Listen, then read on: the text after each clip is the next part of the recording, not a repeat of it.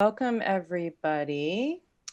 Nice to see you all tonight. Really, thank you for inviting us or allowing us to be in your homes or where you happen to be. Um, Hopefully, safe and sound. We are really excited. My name is Isabel. I'm at Political Research Associates, and I will be helping out with behind the scenes tech and also welcoming folks as you're joining. Thank you, everyone who is putting your name and your pronouns and where you're hailing from tonight, this afternoon. We have a really wonderful program starting. Thank you all. Now, just a few pieces of housekeeping. We are starting just in a less than a minute. And I'll be handing it over to our movement sister here, Vinny Bhansali, fierce leader, executive director of Solidaire Network. And then we are going to be leading, or she's going to be leading us through a nice conversation of reflection and discussion about strategy of where we are planning to go in the fight for democracy. We'll have a little bit of a break and then we'll open it up for questions. Now, most of the question functionality is going to be in the chat, so please feel free to ask your questions. I will be monitoring along with my colleagues from PRA.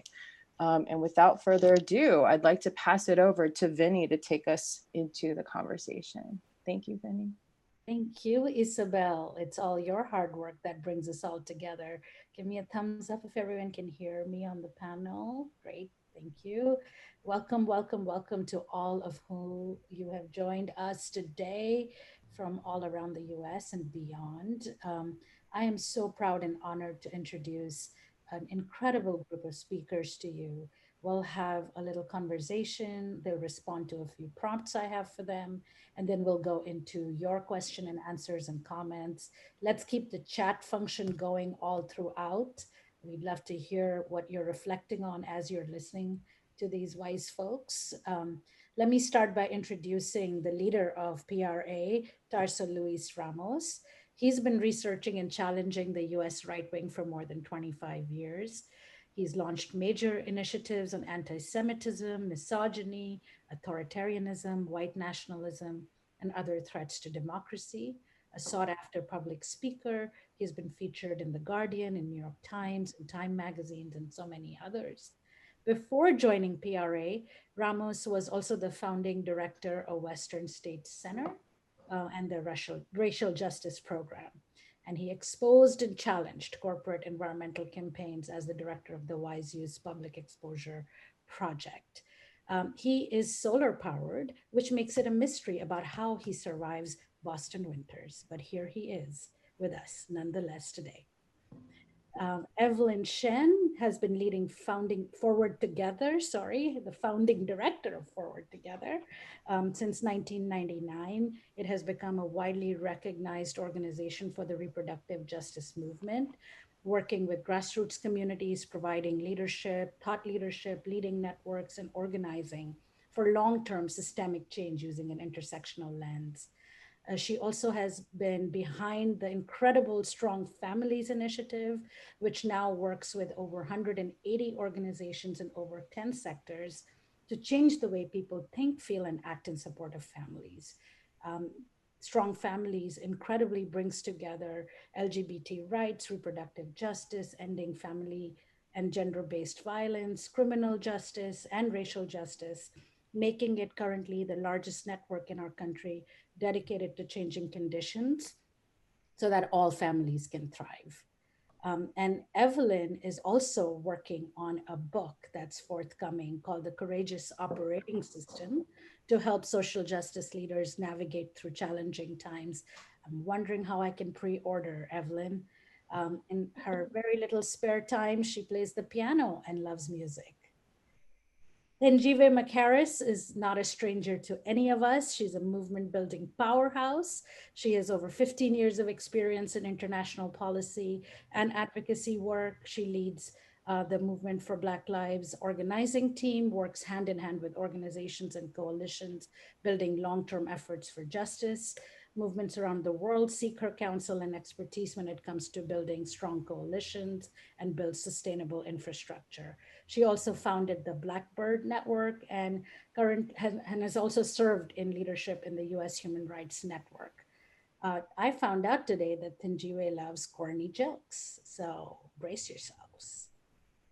Dania Rajendra directs the coalition Athena and fits in a writing life where she can, a poet and an essayist that is a thorn on the side of Amazon.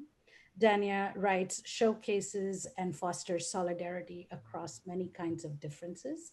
A native New Yorker, she lives in the upper Midwest, the deep South, and is now living in Queens. She's spoken up about racism, against anti Semitism, economic injustice, and the political right. She's the immediate past chair of the Political Research Associates and sits on the board of Jews for Racial and Economic Justice. And it turns out Dania really, really, really likes to talk about Jello. See her about your Jello infatuation. And last, but certainly not the least, is Sherilyn Eiffel, who I follow on Twitter. Um, all day long, whenever I can. She's the president and director counsel of the NAACP Legal Defense and Educational Fund, the nation's premier civil rights law organization fighting for racial justice and equality. In her illustrious legal career, Sherilyn has taught thousands of law students, pioneered series of law clinics, including one of the earliest law clinics in the US focused on challenging legal barriers to re-entry of ex-offenders. She's also a prolific scholar who has published academic articles in leading law journals, op-eds, and commentaries in leading newspapers. Her 2007 book on the courthouse lawn, Confronting the Legacy of Lynching in the 21st Century, was highly acclaimed and is credited with laying the foundation for contemporary conversations about lynching and reconciliation. At critical moments during national unrest following the killing of unarmed African Americans by law enforcement, Eiffel's voice and vision framed the issue of policing reform and urban deprivation with powerful clarity. Her forceful and fact-based analysis of complex issues of racial justice have made her also a really well sought after speaker and strategist. She has too many honorary doctorates that I can recount over here, but I will say that just before our call started, she was handling Ted Cruz on Twitter. So hopefully we'll get to hear about that.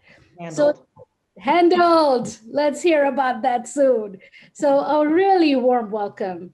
In each of your bios, I'm certain not by your own insertion, but that of your communications folks, it is seen and visible that you are sought after and you're a strategist. So it's even more important that we listen and learn from you tonight. We have just been through an intense election season. All of our constituencies that we seek to serve have been part of this massive change with many lessons and many reflections. So I just want to start by asking, what's on your heart right now? And why don't you take us away, Tarso? Oh, thank you, Vinny, and welcome everyone who's joining us this evening. The best thing about our jobs at PRA, my job, is the company we get to keep. I've been fortunate to work, strategize, and learn with each one of our presenters here tonight, and so this is indeed an embarrassment of talent and dedication. Intersectional social justice feminism incarnate. The good thing about going first is I don't have to follow any of you, at least not yet. So Vinny, you ask what's on our hearts. You know, in this moment, with the dust not even settled, in some ways the election still being fought over in a number of ways, and certainly the power transition being fought over, for me, two things. You know, I look back 4 years ago, our 8-year-old tried to stay up late to watch presidential returns with me. Fell asleep, fortunately. Over the previous year, our 8-year-old Joaquim had learned to read books by burning through the Harry Potter ones, which gave us a fantasy fiction vocabulary for talking about very serious things like the elections. You know, Death Eaters were on the rise, Voldemort was attempting to take power, and our family was part of the resistance, the Order of the Phoenix. And that was my pass for taking another work trip or working late into the night. Sorry, kids, I've got an Order of the Phoenix meeting, and they understood what I meant.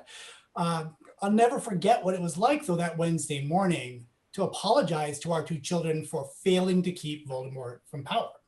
The fear, the shame for allowing this to happen on our watch. Our kids legitimately couldn't understand why we wouldn't flee the country for Brazil or the Philippines, where we have family. I had to explain that those places have their own Voldemorts. 4 years later, it's a relief that we can celebrate a major victory.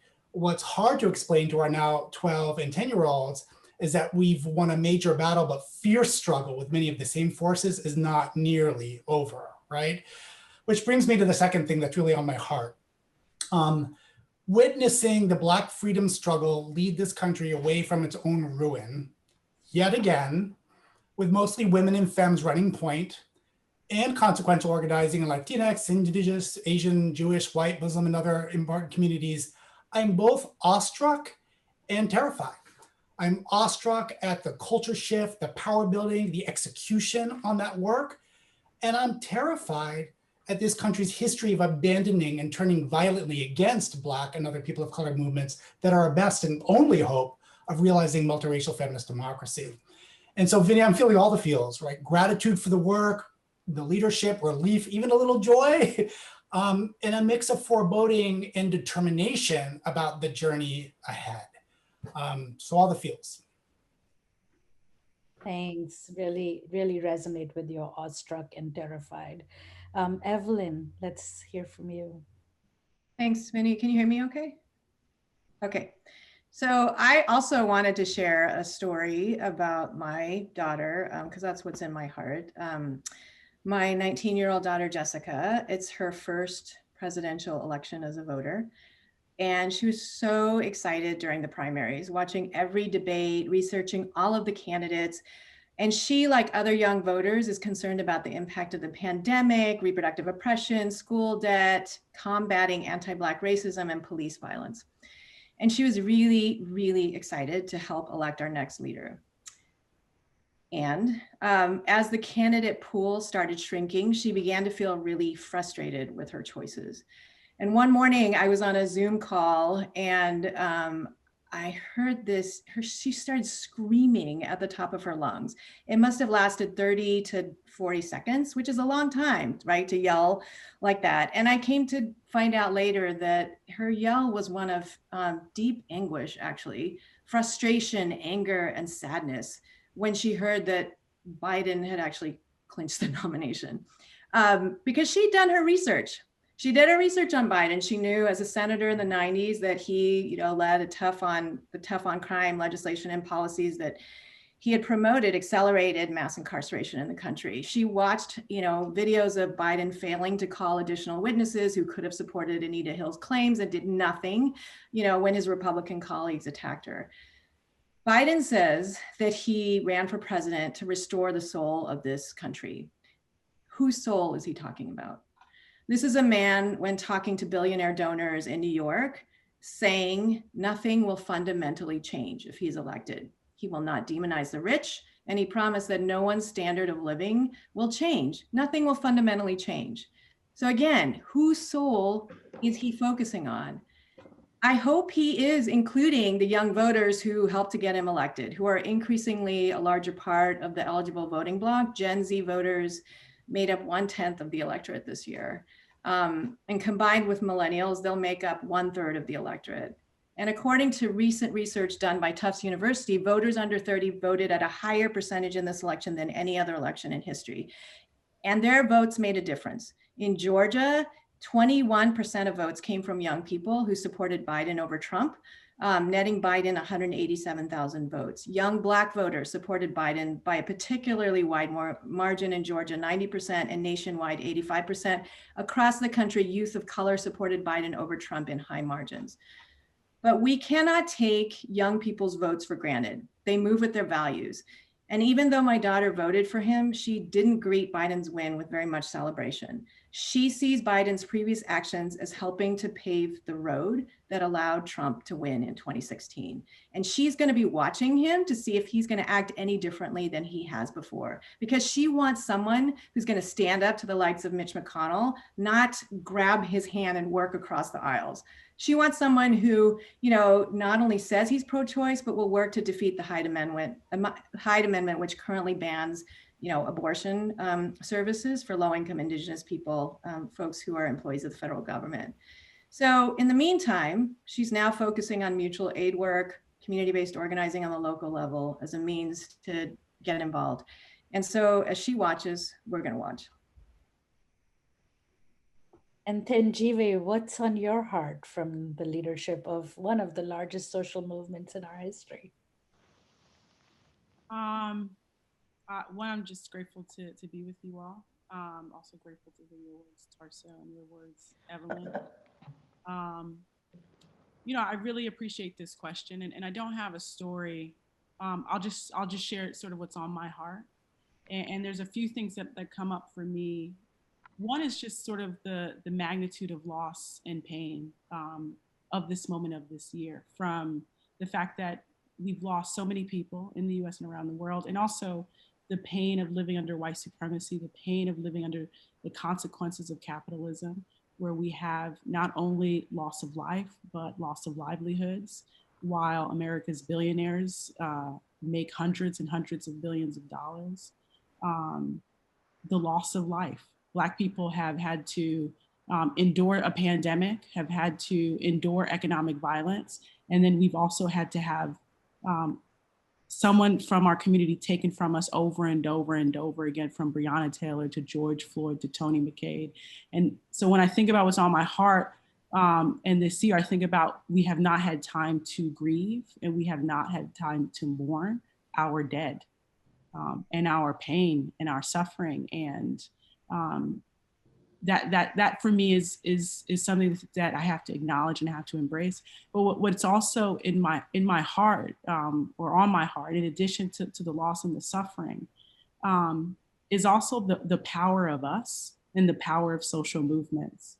And what we've seen happen over the past several years, but also several months, is sort of speak to the power of people, the power of everyday people, the power of social movements, the power of Black feminist leadership, who always understood the matrix of domination, that we can't deal with the issue of white supremacy without talking about capitalism and patriarchy. Just the power and breadth and magnitude and brilliance of social movement, of Black feminist leadership, of Black queer leadership that exists within this country. And so while I feel like we're living in a moment of great challenge and great pain and great heartache, it's also a moment that is screaming to us how much possibility, how much brilliance, how much extraordinary thinking and imagination exists.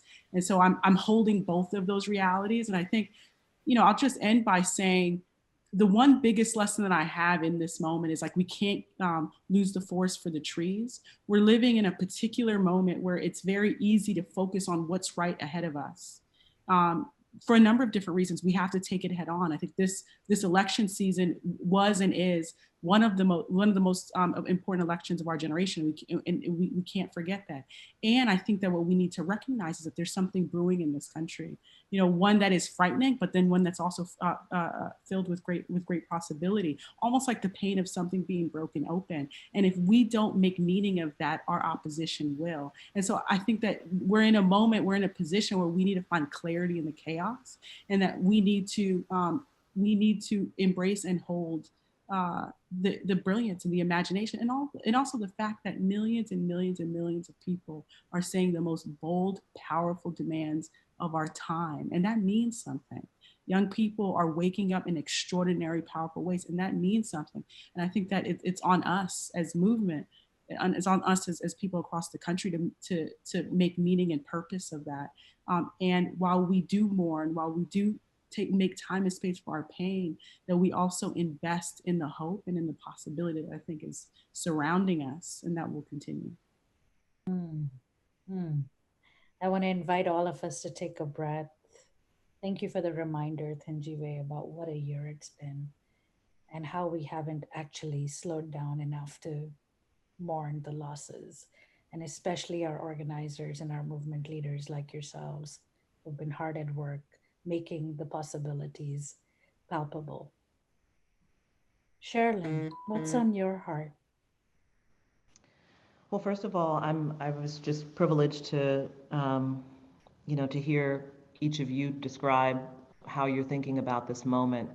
I find I'm quite torn. I'm constantly toggling between um, different emotions, um, and trying to really chart a calmer path in the midst of, what was it said, in the midst of chaos. Uh, I've been at this for a very long time. I've been a civil rights lawyer for a long time, and I wanted to be a civil rights lawyer from the time I was a kid. And that means that I always wanted the moment of reckoning to happen, the revelation of the depth of white supremacy, the revelation of the depth of inequality in this country, and to not have to spend my time saying to people, yes, America is like this, right? So now America has, in my view, fully revealed itself. 73 million people voted to continue Donald Trump in office. And I feel good about that on one hand, because it's the revelation. It's we needed to see it. We need to expose the rot at the foundation so that we can begin to really deal with it and not paper it over and try to spackle it and put wallpaper over it and pretend that it's not there. On the other hand, it's really painful. It's really ugly. It's really dangerous. It really hurts. And to go back to Tarso's point, I've been at this for a long time. I feel like I took lots of time away from my kids, my family. This is what I devoted really so much of my life to. And the absence of deep progress in that, on one hand, is deeply distressing. So that's the part that's like kind of it feels a little bit like a little bit of an undertow. And that's rough. But at the same time, never in my life have I believed that we were more poised for transformation, deep transformation in this country than I feel at this moment. And that is because the language that is being spoken about what must change has finally freed itself from compromise. And a lot of this is due to young activists. A lot of it is due to people being fed up. And there is a level of demand at this moment that I find so invigorating and so refreshing. I have never believed in my life that we are as close as we are at this moment to having real power to change the fundamentals, right? To get at the foundation, not the cosmetic stuff, not the role models, not the, not all the stuff that the language that we accepted in exchange for the absence of explicit, white supremacy.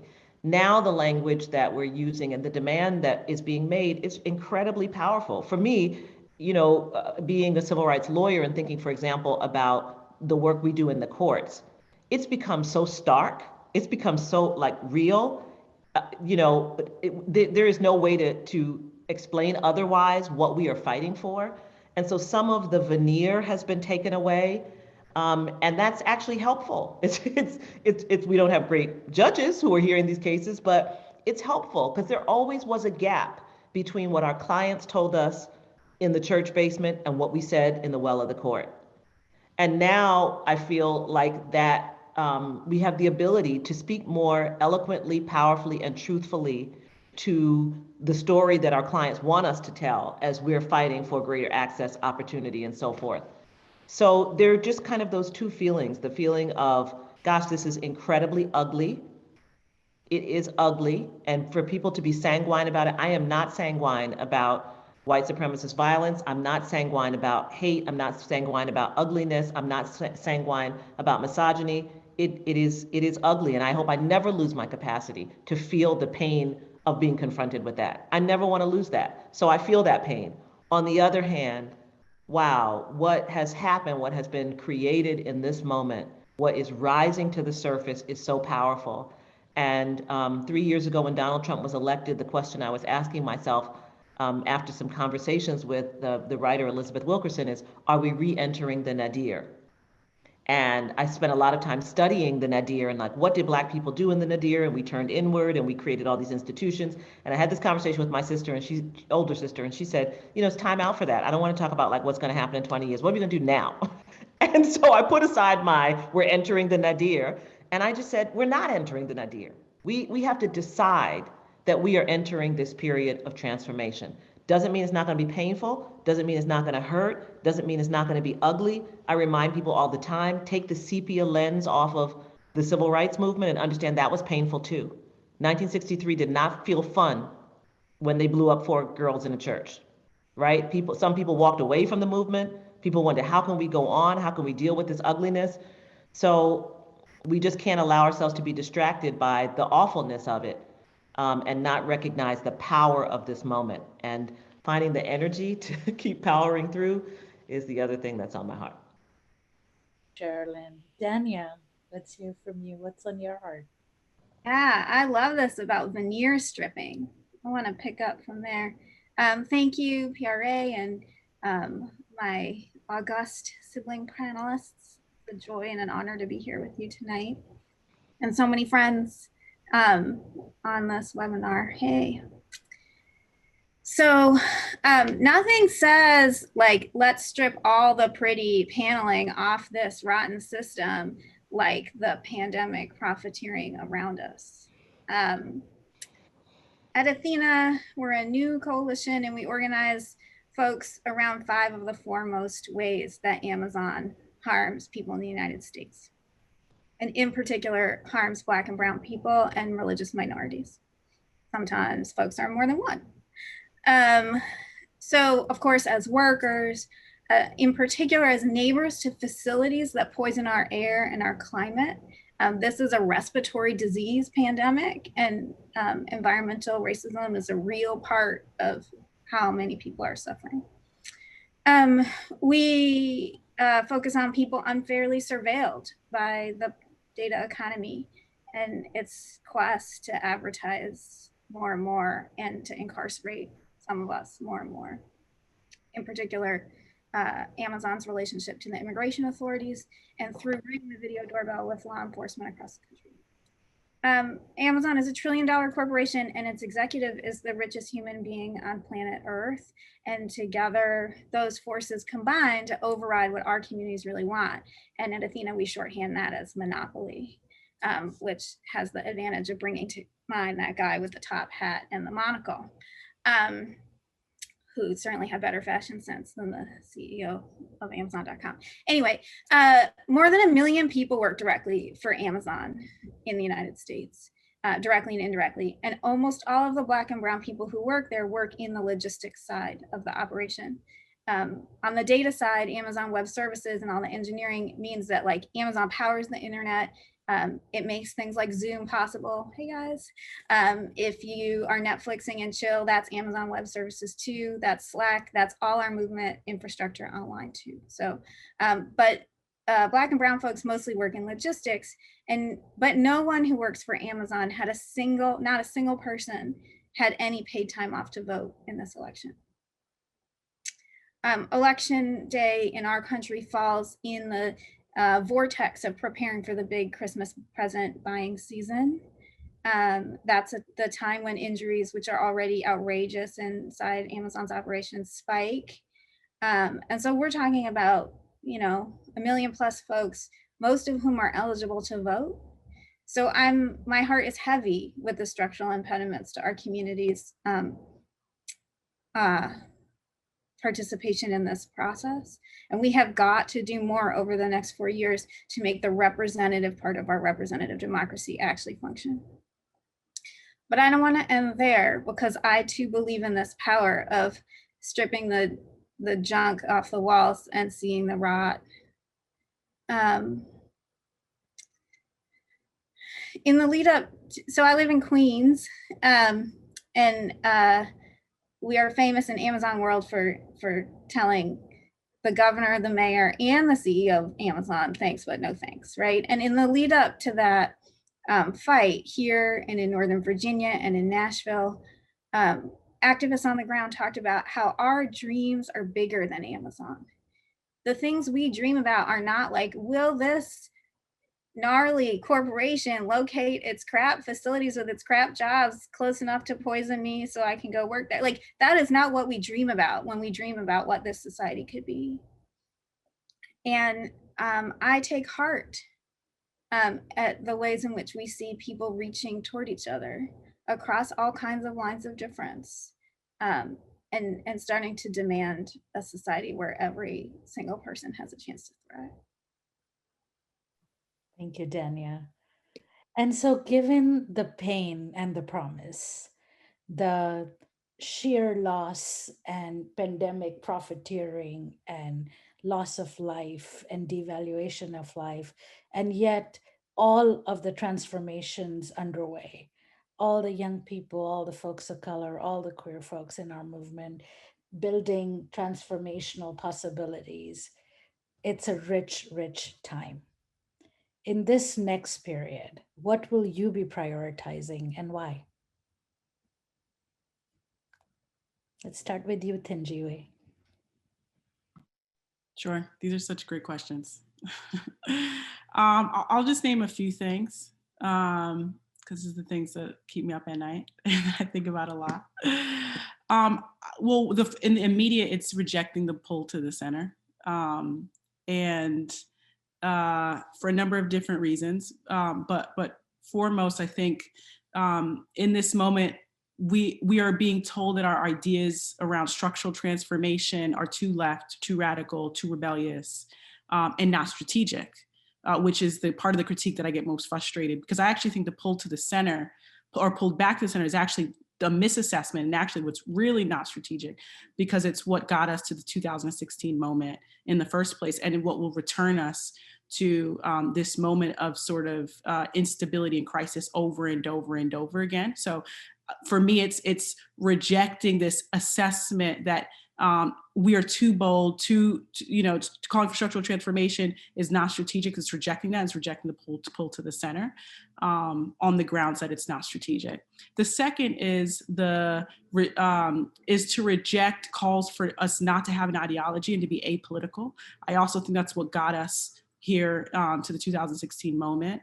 I think that we need to lead with values that are popular, and we need to engage masses and masses of people. I agree with that. I also agree that movements need to have a body of politics and have an ideology. I think the apolitical character of the left and the lack of ideology has harmed us, and it has caused a level of political confusion and tactical chaos that we can't afford in the next iteration of our movement cycle. Third is that we need to be more aligned and less fractured. It's by design, social movements, sectors, organizations operate as individual institutions, and we don't have a movement muscle that it becomes natural for us to not just collaborate, but to be in meaningful long-term relationship and political struggle together. And so I think the next iteration is like, how do we build containers of political struggles and ways in which organizations can work across sector, across movements. What we say in movement space is individuals need organizations, and I believe organizations need movements. And I believe that there's the big movement, the big we, in terms of people in motion, but movements are more than people in motion and activity. They are spaces in which we engage and struggle and debate around long-term vision and strategy, and then plans to operationalize it. And I think organizations across the country need to be in relationship with each other in order to be part of movement. And then last, I'll just say is that we need a multi-decade strategy. I also reject this notion that there's this false dichotomy between short-term plans and long-term vision. And all that really exposes the lack of a multi-decade strategy where there's clarity around the sort of some of the long-term vision and sort of some benchmarks, or at least short-term strategies in order to get there. And it doesn't mean we don't evaluate. Multi-decade strategies are about experimentation, they're about innovation, they're about evaluation, but they also demonstrate a commitment and an understanding that some of the structural transformation that we're seeking will take decades, and movements and organizations need to demonstrate a commitment towards that. And then we need to then understand sort of what is the multi-year, what is the roadmap to that strategy. And I'll be quiet soon, but as we're dealing with a convergence of multiple crises crises, which requires a multi-decade strategy, from the rise and escalation of white supremacy, what we see, the rise in corporate power and the state of capitalism, but also the climate crisis and the pandemic. What we see is the potential for more sort of harm in large scale. So it actually requires us to have a multi-decade strategy that is not just with formations in the US, but is actually global. And may you never be quiet, Thanjiwe. The chat is popping off with a lot of amens and agreements. Keep your comments and reflections coming. Tarso, what are you going to prioritize next and why? Well, I want to key off a couple of things that came up already. Sherilyn's challenge that we have to decide that this is a moment of transformation, and Benji's expression of this as well, because it's a moment fraught with incredible danger. And so we have to decide what our posture is and where the opportunity is. I really agree with that. And part of that involves reading this moment as correctly as we can, right? At PRA, we often think in terms of block and build, that we need to block the further capture of governance, culture, civic space by the hard right, and collaborate with movements that are building the leadership, the infrastructure to win what we've genuinely never had, right? Genuine multiracial, feminist, and religiously plural democracy. In other words, democracy that's worthy of the name, right? And this election produced an incredible life-saving block.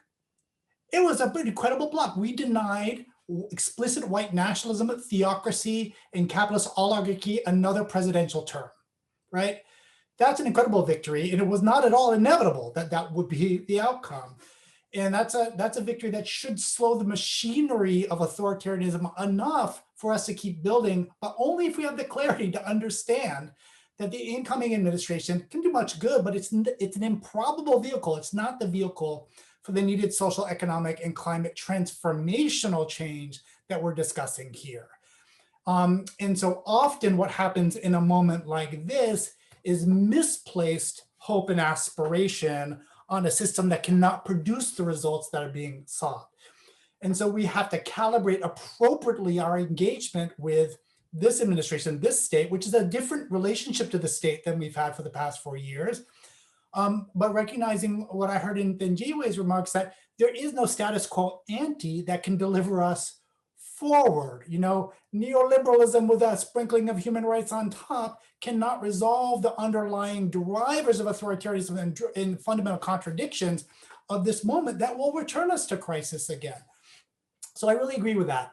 And so from our perspective, we're really thinking not only about long-term strategies, but also what are particular kinds of investments we can make that can lead to power shifts that we need, right?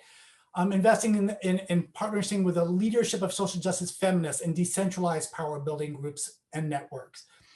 Culture and narrative change strategies that compete with the right's increasingly exclusionary definition of who is an American, with a positive vision of a multiracial, feminist, interdependent, and successful we the people of the sort, to Sherilyn's point and others, that we've actually seen manifest, right, on the streets and in movement over the last 6 months plus in ways that are unimaginable a couple of years ago, right? And are like nothing I think we've seen in this country probably for the past 50 years.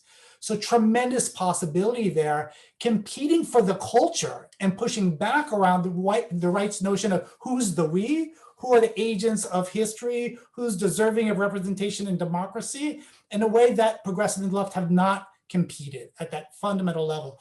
And we do believe that political possibility follows cultural shift. And so how to leverage that culture shift into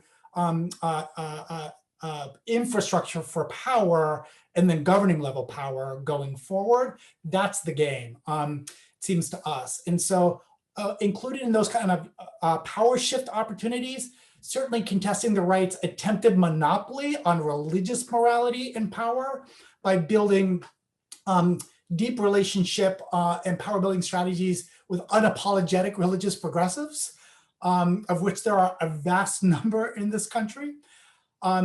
Certainly dismantling repressive policing and carceral systems and breaking the right's control over those systems and elevating culture and an economy of care as a substitute vision. fighting the return of corporate monopoly, as Daniel was speaking to, built by magnifying the horrific levels of income and wealth inequality that we have. And yes, contesting for power in the formal institutions of democracy, courts, legislatures, local government, et cetera, in the ways that we can, because we need to, both as a block strategy and ultimately as a build and governing strategy. So I think this question, if we entertain the question in the long-term time horizon that Thenjiwe is inviting, and give us the freedom to imagine what are the power shifts that are possible if we think beyond the election cycle, the presidential and the midterm. We can look back at our history and see incredible shifts in power that seemed unimaginable in that time and go for them. Let's be serious about the power and the relationships that we will need to transform this place and to govern it, right? What level of power would we need to actually govern a multiracial feminist democracy, and then go out, identify and build those relationships and build that power. Thanks, Darso. Danielle, what's the block and build priority for you next? Well, I too was going to kind of zero in on governing. In my time on the PRA board, Tarso and I worked closely around the sharp rise of anti-Semitism, in particular emanating from the White House. And that is not only because it's dangerous to people who are Jewish or are perceived to be Jewish, which it is, and that's a problem, but also because it's such a seductive and enticing answer to the question of like, why is shit so broken? Like why, how, or as we say in my house, like, how does this political economy function? And so now I leave the anti-Semitism to others, but I am, continuing every day to recommit to the digging in to understanding the mechanics of the here and now. We absolutely have to be informed by our history and the history of others. Like at Athena, I say we don't have to choose between like, is Amazon the British East India Company, or is it the, the like sugar trust in Hawaii, or is it the like Dole Pineapple Company? It can be all of the above and then some, because this is not 1619, this is not 1860 or 1992, this is here and this is now. And I think as Sherilyn was saying earlier, this is us, this is who we are. And building off what Thenjiwe said, like I'm really digging into bringing people across movement silos. So in a small example, workers are being surveilled by technology at work.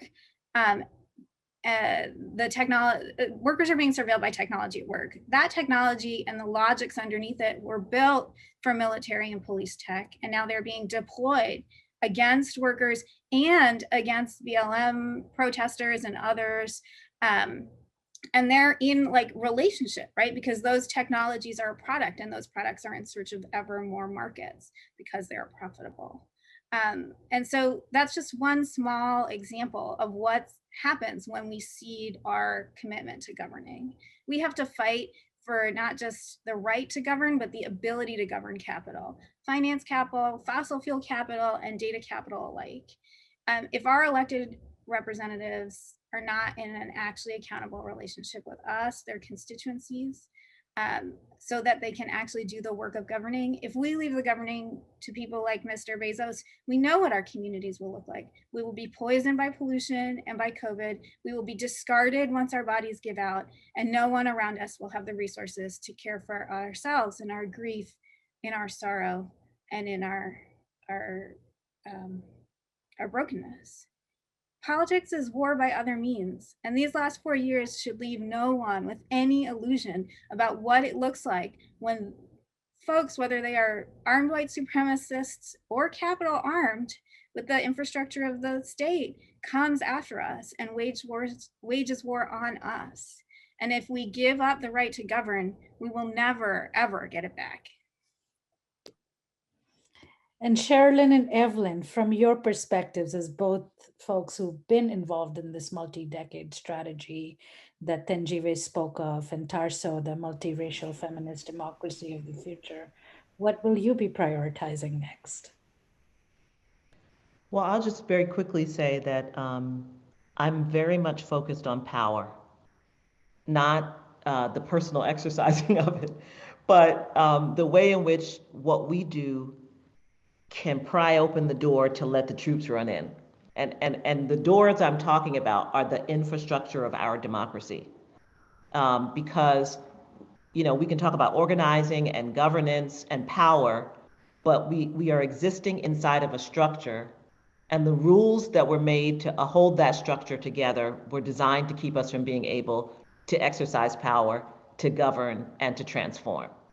So a lot of what we feel like we're doing is trying to shift the structure enough. We don't believe that certainly that law can shift the entire structure, but what it can do is do enough to open that door that can allow the force and the power to get in to reimagine that structure, right? So to rebuild, to deconstruct and from that scaffolding, and to build what we want to be the structure. So a lot of what we're thinking about right now is power. I regard the last 4 years as evidence of the powerlessness, certainly of Black people and progressive people in the political structure. And when I say powerlessness, I don't mean we don't have the potential to have power, but the failure to think through how to marshal that power, and most of all, how to ensure that we keep the levers of power from those who are actually anti-democrats, and that's small d, who actually are fascists, who actually are white supremacists. Putting the reins in their hands can only mean death and destruction. And so the question is, how do we end up with a structure that allowed, although they are fewer of us, them to have all of that power? So we're very much thinking about that. We also are thinking a lot about just power within the community. How do we make sure that Black and brown communities have economic and political power at the local level, which is really the building block of everything, and the space to organize. I mean, I take very seriously what was just said earlier about, the state coming after protesters. We represent protesters in Louisville and in Philadelphia. What this administration has been doing, what Bill Barr has been doing, the kind of time that young people who were out protesting are facing because of it. This is real. That's about real people's lives. And so we need to block, we need to block that for real, because using that apparatus is another way to hollow out a movement. And we've been here before and we know what it is, and shame on us if we allow it to happen. So we take very seriously the responsibility of blocking that. But then we're also quite focused on voice, narrative, and making sure that we're communicating. One of the things that's going to happen when and if Trump leaves office is that he will be a narrative force. He will turn to communications. He'll have his own channel. He's a former president. He's backed by 73 million voters at a minimum. And he will be every day articulating a white supremacist vision of this country. We should not take that lightly. We should not take lightly the power of that narrative to even further embed what he has been about for the last 4 years. So we have to actually reimagine the way we think about communication and engaging with our community, so that we are ensured that people are getting the information that they need, that we are controlling the narrative moment. And I think Tarso was speaking about this also, like we also have to articulate clearly who we are and what we stand for. And we have to have the means to do it in ways that are creative, in ways that can be heard, in ways that are deep, in ways that are far-reaching. We simply can't sleep on this. It's going to start on day one, on January 21st. If this person leaves office, he is going to start that narrative. And in the past, as lawyers, we have often ignored the narrative. When I was a young lawyer at LDF 100 years ago, I remember the then director counsel saying, "We do our talking in the courtroom." And even then I knew it was wrong. I was like, I don't know, the other side seems to be talking everywhere. Like, why are we only talking in the courtroom? And one of the things I tried to bring to my leadership of LDF was the recognition that that is not the only place that we can speak. And so to the extent I'm out there speaking, it's because that's what I believe. We lost, particularly it definitely was lost in the 80s, And the other side was creating a whole new narrative and lexicon that actually is the one we're living with right now. And they were creating it without really any pushback. We were still talking about the civil rights movement and looking at old sepia photos, and we didn't have a new language to talk about where we were at that moment. What did Dania say? This is the here and now. So the challenge for us to engage the here and now in ways that people can, that resonates for people, that's powerful, that people can understand, that undermines what's going to be that counter narrative that I think is going to be extremely dangerous. And when I say dangerous, I mean like actually dangerous.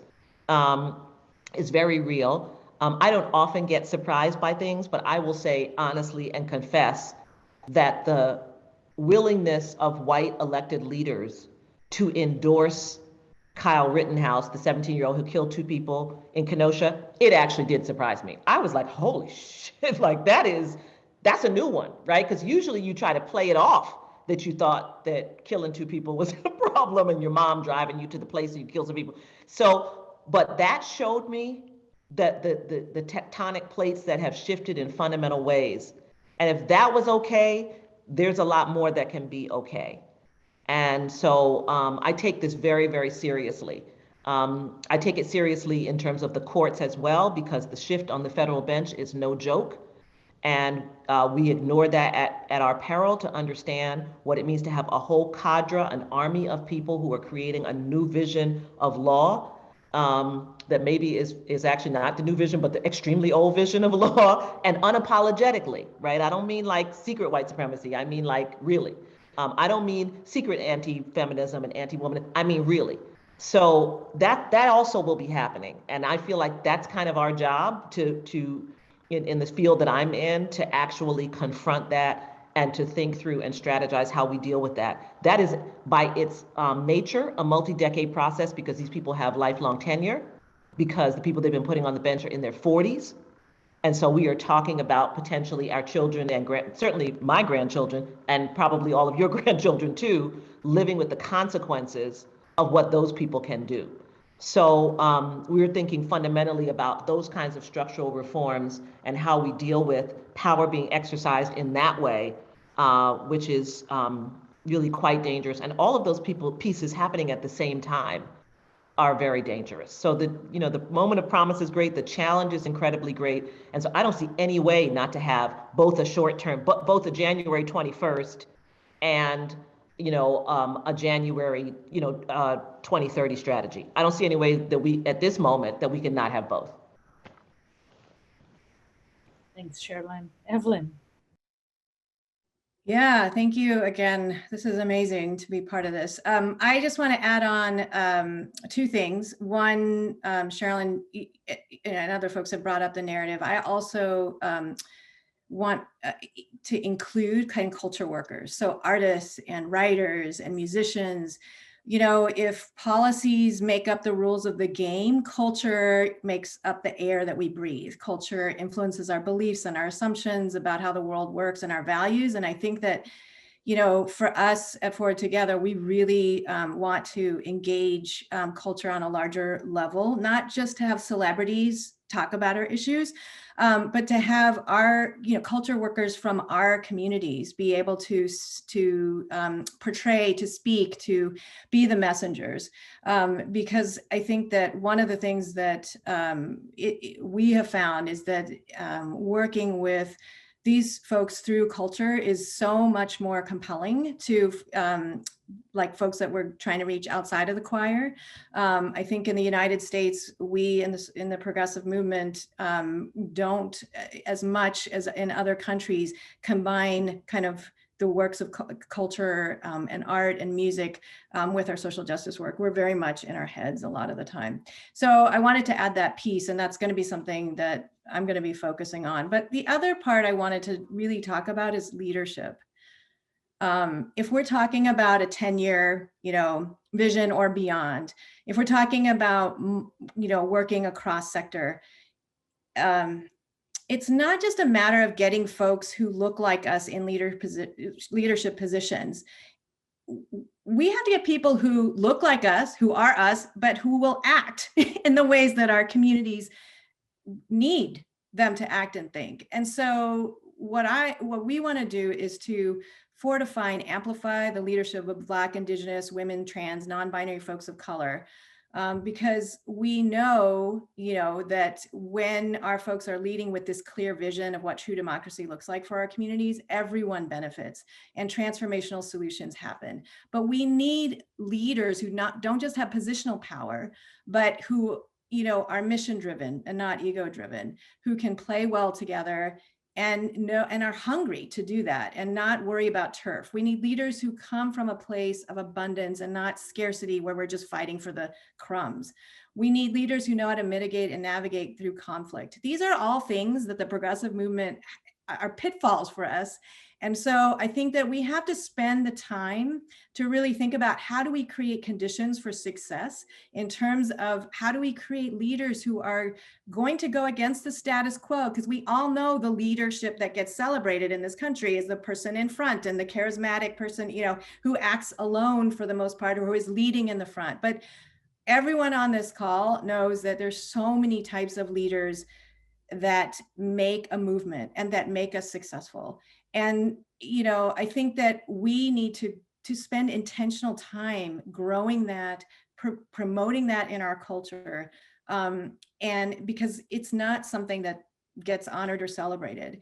And, I think when we look at, Stacey Abrams, what she did after the devastating loss, right, in 2018, because of voter suppression, she turned around immediately and then, founded Fair Fight, addressed voter suppression, and then registered 800,000 voters. Like, that's the kind of leadership we need. Folks who are thinking beyond themselves and are really thinking about how do we creatively build power so that our communities can benefit. And so, part of this, I know, because we, For Together, we have a program called Stepping into Power. We worked with close to 100 leaders in many social justice sectors. And this is isolating work, right? And this requires great courage. It requires going against the norm. And so we need to be able to bring leaders who are both emerging, but also who are in office. We have, we recently launched a C4. We were able to get folks like Con Pham in Oregon, who's now the first Vietnamese American state legislator in the history of Oregon. Our own Adrienne Barboa is now, in New Mexico. She's been organizing for years and she's now county commissioner. So when our folks get into these offices and they have the vision that they need, that they want to enact, there's no support within for them to be able to hold office and to be able to use their values in the way that we need them to. And so we need to build this infrastructure. We need to build the culture from within and outside of our elected officials and within the movement. And I just, I hope that at some point, we talked about, I started off talking young voters. Young voters and young people, whether they're demonstrating or voting, are so key to they're more likely to be progressive, pro-government, pro everything that we want. And yet we don't have a way. All these young people, a lot of young people their lives are disrupted and they're looking for places, and we don't have a way in the movement to capture them. And so we need to figure that out because otherwise they're going to lose interest and go wherever, I don't know, Amazon or whatever. So anyway, that's what I'm thinking about. Thank you so much. Really wise words, and may all your priorities manifest, because that's how we get to that democracy we dream of. We have about 4 categories of about 12 questions, which I've categorized. So the broad categories that I will share these questions in one at a time. There's the question of internationalism and the scourge of US imperialism that is yet to be handled. There's the questions around the pipeline of progressives and our courts and what do we do next. And then there's the questions about Cheeto and the white people. So let me start with some right here.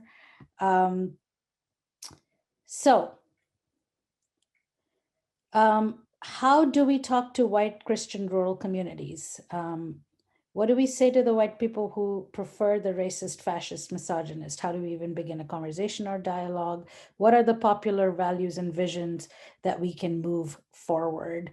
That is similar to another question that was, if Trump announces he's running again in 2024, how do you see that playing out, and what will be the keys for winning in 2022?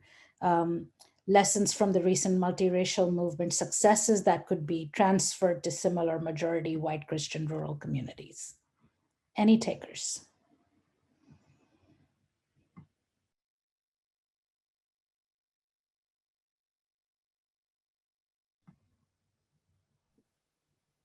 Well, first I want to name that it's not for, like, as a Jewish woman of color, I find answering this question extremely difficult.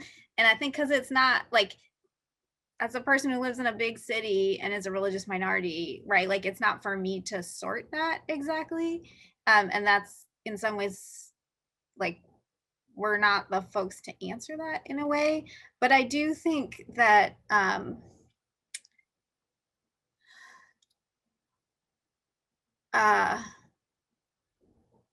this is part of why it's so important for the majority to govern. While I know the electoral losses in Montana in particular, Rachel, are devastating, the majority of people in the United States want to be in a functional, feminist, multiracial, anti-racist democracy.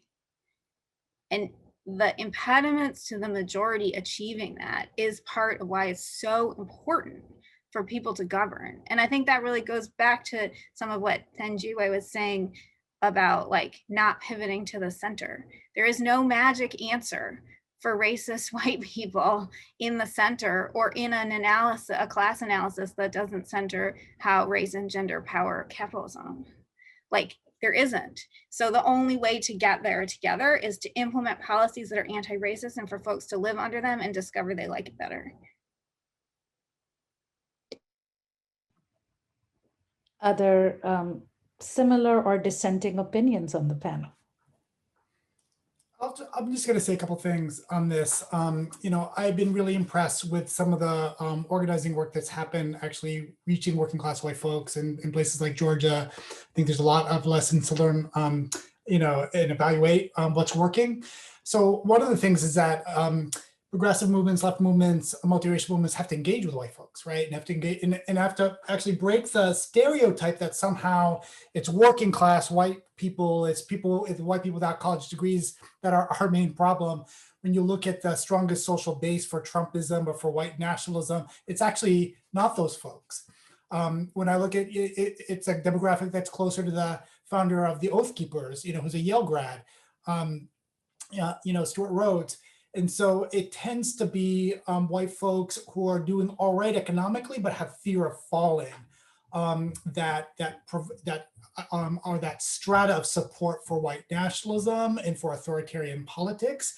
There's a story that liberal white folks, I think, tell themselves because they don't want to talk to working class people in general, that the problem is working class white folks won't listen. And if they won't listen, then what's the point in talking to folks, right? But it's that same set of class biases that result in our not building powerful multi-class movements, right? Including across race, but not only across race.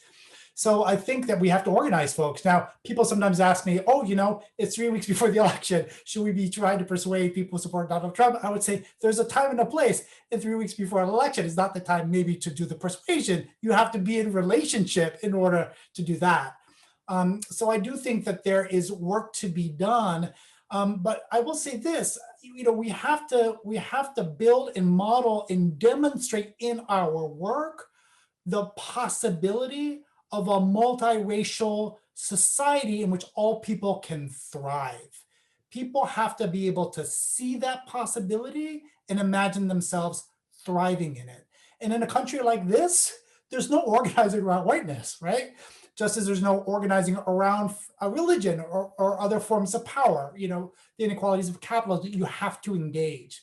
And it doesn't mean that we're going to get everyone. We don't need to get everyone, but we do need a solid core. And so we'll get it. That's part of our organizing challenge. So there are others who do better on the on the mechanics of what that looks like, perhaps in this panel, but those mechanics are being practiced. And one of the lessons clearly is that talking about economy in a race together is key to breaking through. If you talk about race and you don't also engage questions of economic inequality as you're doing it, that's something that tends not to work for folks who aren't already aligned with us.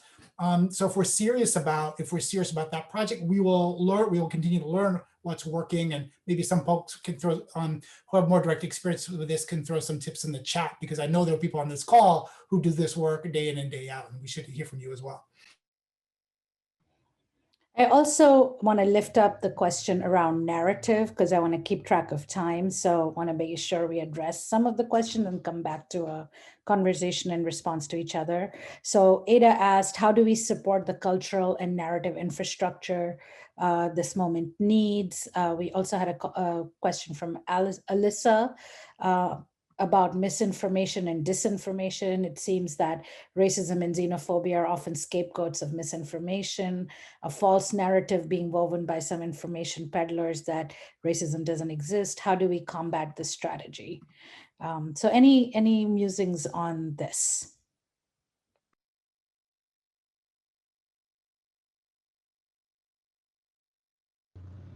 I'll just say, I think that, I'm struggling a little bit with the question, because I'm really focused on ensuring that the people who believe in something better have the information that they need to be able to do the kind of organizing and engaged work that is needed to break through some of this stuff. So I'm not an evangelist. I'm actually not trying to go get somebody who doesn't believe in my own humanity. It's just not my project. I think there are people who do that, and that's very important. My project is to change the rules and change the structure that surrounds you to compel a certain kind of, to compel this world that Tarso's talking about, to push the structures so that there is an opportunity to be able to demonstrate precisely what Tarso said, right? Which is that it is possible to genuinely have this kind of, multiracial, peace-centered, not toxically masculine society, and that does not mean your destruction.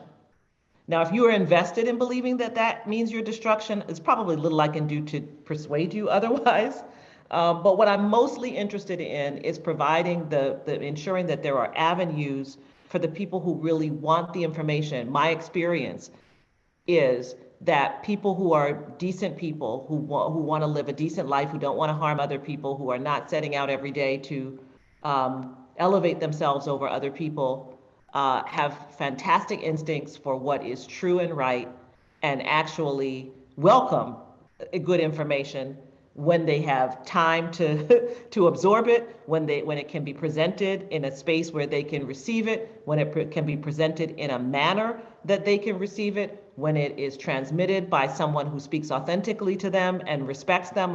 All of that stuff, that is in and of itself a big job, and particularly a big job if you're coming at it from a law perspective. So I feel like that's enough for me, at least anyway. And I'm not ambitious enough to take on the how do I also get the person who maybe is not sure I'm a human being, but we could bring that person into the tent. I just don't believe that is a worthwhile venture. When I actually believe that helping people who are already in the space of humanity to be equipped to be able to break through and create the world they want to create will create the conditions in which those other folks can come along. But that's the job, is to create those conditions, not to actually, in my view, evangelize those individual people. And one of the things I worry about is that we're obsessed with it. I mean, I get Tarso's point. You can't organize around whiteness. We are a minority of the population. I say this all the time for Black people, and they say, well, why can't we have this or that? And I say, you do realize we're 13% of the population, and we're not growing. We're the one population who's not, there's no imagination that then Black people are gonna be 20%. That's not happening, right? So the question is, how do we work with that 13%? Who do we have to be in coalition with, right? I was just reading this article about white evangelicals constituting 15% of the population but having this outsized power in elections. I'm like, well, 15%, that's not far from 13. Well, how'd they get all that power? How do we leverage the 13%, you know? And so I'm really much more interested in thinking about that dynamic, and that's already a huge lift. And I just worry that to the extent we distract any of the concentrated strategy and power that we need to leverage our own power and our own vision and our own people. And when I say our own people, I said people who are already on board with the idea of humanity and you know, and coalition and so forth, to obsess about the furthest, most extreme elements of the majority. For me, that's just not. I really admire the people who do that work, but that doesn't feel like the right calibration for me in terms of, you know, what I can bring to the table. I can jump in. What Sherlyn said really resonated with me, and I guess my immediate reaction was a smile because I'm struggling with this, and I have been. I had a panel with some comrades in Brazil and Colombia, and it came up, and I am struggling around this piece around organizing white people. It's white people, particularly the folks who are in alignment voting for Trump. And I think a couple of things are true. One, I think there are some folks who have been organizing, you know, white folks around anti-racism, all of that. And some of that has been effective. But I think what we have to contend with is something is not working. There is a strategy that is not working. You know, amidst some of the things that are working, and I am trying to reconcile the magnitude of which the strategy at play is not working. And I think a couple of things are possibly true in this regard. I think, and folks just spoke to it. It's like this strategy to throw sort of like the white working class and poor under the bus, and then to create a facade of who are actually the forces in support of Trump, which was a tactic and a ploy.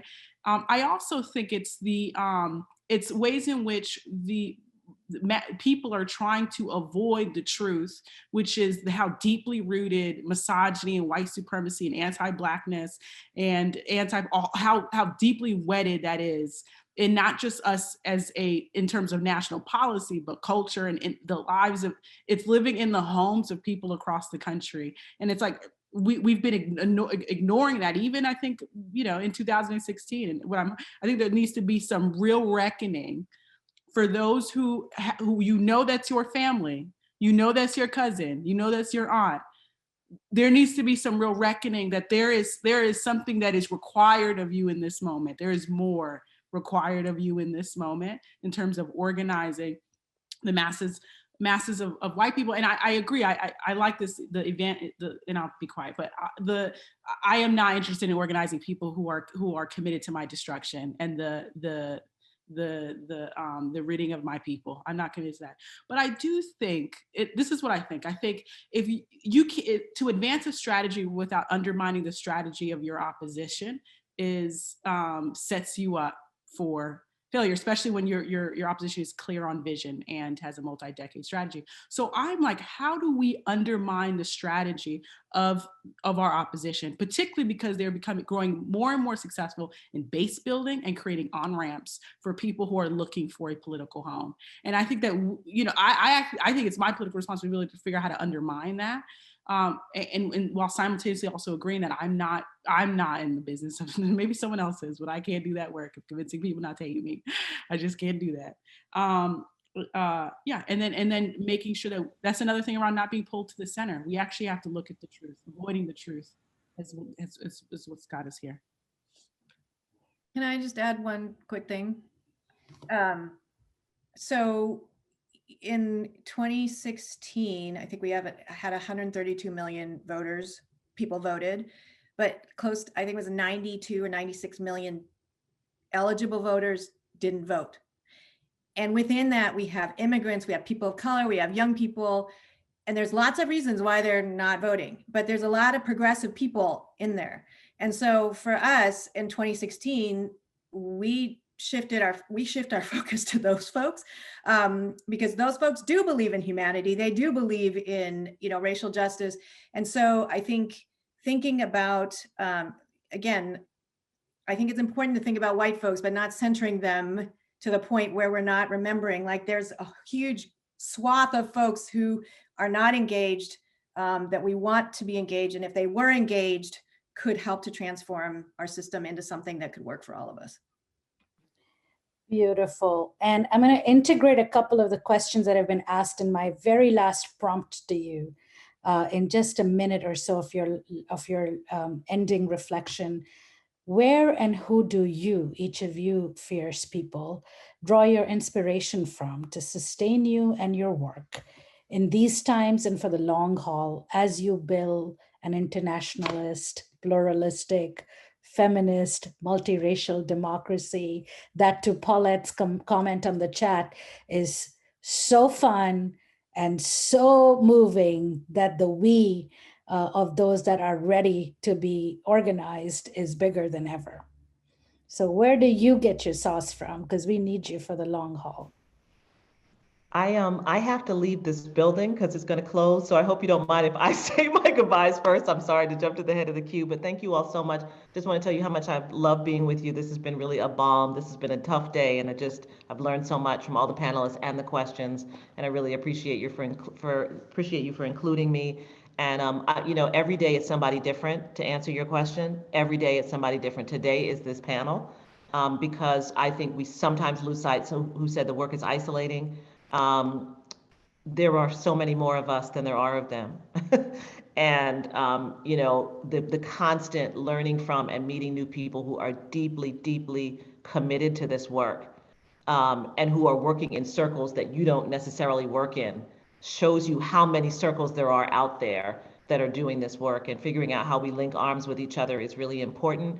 And I just want to lastly say that, one of the things I feel committed to is, recognizing being kinder to our movement, if you will, and just recognizing that what we believe in some ways necessarily seems to make us weaker. So if you believe in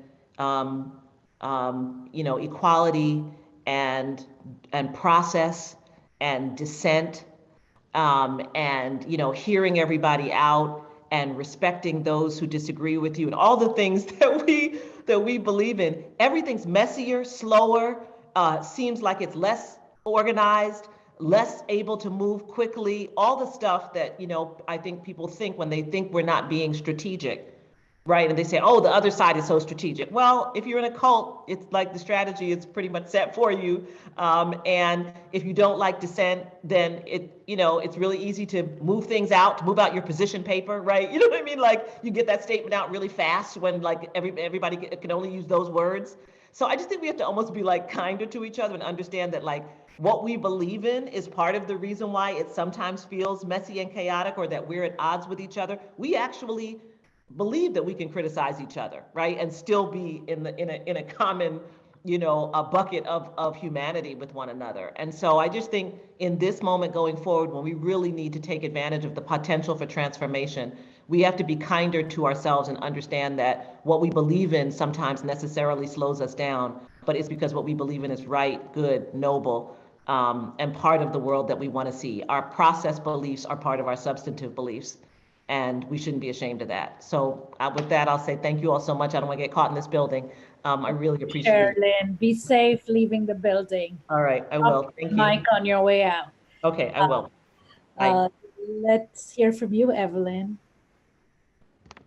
Yeah, I mean, I love this question. And right now I'm actually looking towards spirituality.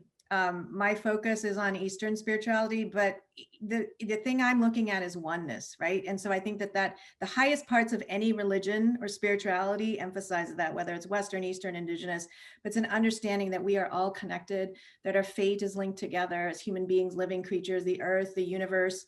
And if you think that's too woo-woo, I just saw an article today by an astrophysicist and a neurosurgeon making the connections between the brain and the universe. So I guess I just want to say this whole idea, of how do we see each other in each other, and how do we continue to widen that circle, so that we can break down those silos, so that we can get through the conflicts that are among us, so that we can really come from a place of abundance and wholeness, because we have to embody what, parts of what we have to do, the self-care, and all of that. So I just really, so anyway, I'm just, I'm taking my walks in the morning, doing my Qigong, and then showing up. Thanks. Beautiful. Great reminder. Thanjiwe. This is such a great question. Well, one of the persons right next to me is my twin sister. She sustains me. She's also just staring at me. So sorry, I got distracted. So there's 3 things come to mind for me that sustain me, and I'll be quick. One is, I think history. I think every time I learn something from the past, I learn about these very painful moments, but also these really extraordinary moments. And I also feel like that's also really grounding. And this one quote I say often to myself, it's like a mantra. And it's a Fanon quote, and it's each generation must, out of relative obscurity, must discover its mission, fulfill it, or betray it. And I think that there are ways in which the past is calling us into our power, and being grounded in that, I feel like it sustains me. And so there's history. 2 is dreaming. I feel like I dream of a future where a generation of movement leaders have answers to questions that I've spent years trying to figure out. And I dream of them more confident, bolder, and clearer and sharper. And then the last is love and joy. I find that I'm in movement meetings a lot, and I'm engaged in struggle a lot. I've been in movement work for not as long, but I've been in movement work for a long time. And I find if you do not find yourself deeply and powerfully in love with the people that you are in relationship with, if you have not smiled and you've been in a meeting for 4 hours, then there is something of the nature and the character of which you were building together that is not in true alignment with the vision that you say that you are working towards. And so for me, like, love and joy is like a critical component of movement work. And in the absence of that, I feel like you have 2 things I think that's been popularized on the left: politeness as a product of hyper professionalism, where no one really tells each other the truth, but everybody's secretly competing, and destruction, where it is competition. We are looking to destroy each other, whether publicly or quietly. And I think that love and joy is centered in movement work offers us a third way to really practice, like, I want to get to this, I want to like strategize with you, but like there is something in your smile that brings me so much peace and keeps me here. And I think both is true.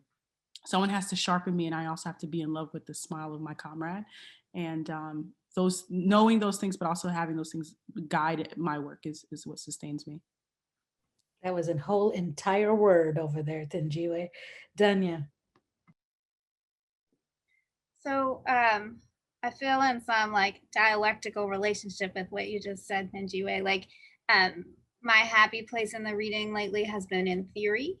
It helps me like unlock the way to dream, I think.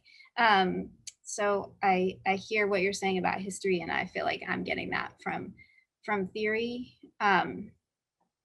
Similar to Evelyn, I am leaning on my faith traditions, and in particular, my own experience of grief and loss, I think is really helping me resist the movement impetus around don't mourn, organize, but actually mourning is incredibly powerful.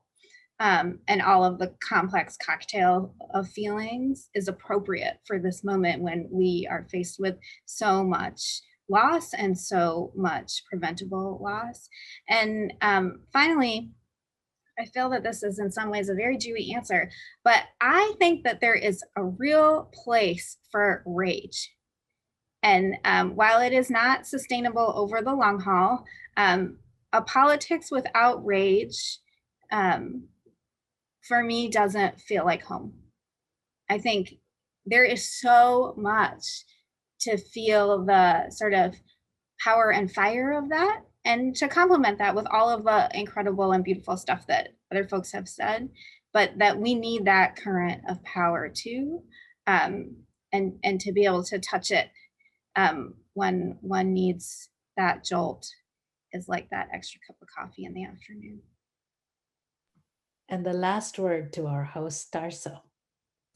Vinny, you ask the best questions and you leave me in the most difficult position. So, what inspires me? A lot of things. I think stepping back a little bit from the US situation helps give me some perspective and also some inspiration. This is not the first time we face a global crisis of anti-democratic movements with machinery of authoritarianism rolling across the planet. It's the third time maybe in 120 years. That machinery can be stopped, but it does require commitment, stamina, and an alternative vision and a plan worth fighting for. I'm inspired by democracy movements in this moment, mostly women-led, confronting authoritarian parties and states from Honduras to Syria, Belarus to Brazil, Nigeria to the Philippines. We are not in this at all by ourselves, and there's a lot to learn from folks who are managing to survive and build power under much more repressive circumstances than we yet are facing writ large in the United States. My parents survived, escaped, and helped to defeat Brazil's military dictatorship. That was a 21-year cycle, and I take inspiration from them and from that kind of commitment. I take courage from the amazing team of staff and board leaders at PRA and those whose shoulders we stand on. I take inspiration from this crew here tonight. It's an honor and a pleasure to fight alongside leaders like this, get talent and skills like this, adequate resources, and how could we lose? I'm inspired by folks who are committed to playing the long game with fierce urgency. And I'm especially inspired by people who don't deny the danger in the peril, but are not trapped in that and are hopeful, not because they deny the danger, but in spite of seeing it and insist on incorporating that into our calculations for building power. To me, that's hope. That's real hope. When you can stare into the maw of those who would devour us and say, all right, that's real, that's here, and we are going to come out the other side and we're going to build this thing. That to me is inspirational. You all did that tonight. You did that for me. Thank you. Thank you. It's an honor to work with you. Thank you, Vinny, for asking the best questions. And thank everybody who joined us for this incredible conversation. There will be many more. This is a long road ahead, but it's helpful to get grounded in what is making collective meaning of this moment and getting some common kind of coordinates for what can help us, help orient us going forward. So thank you all for being part of making that happen. I know we ran a little bit long. Thank you for staying with us. And please support visionary movement leaders like you heard from this evening. Thank you all. You've been an amazing audience. We love you. We thank you. Hooray to our panelists. I typed in the chat as a summary of what they said to do to keep yourself sustained and in it for the long term. Let's go. Let's do this thing. Thank you all.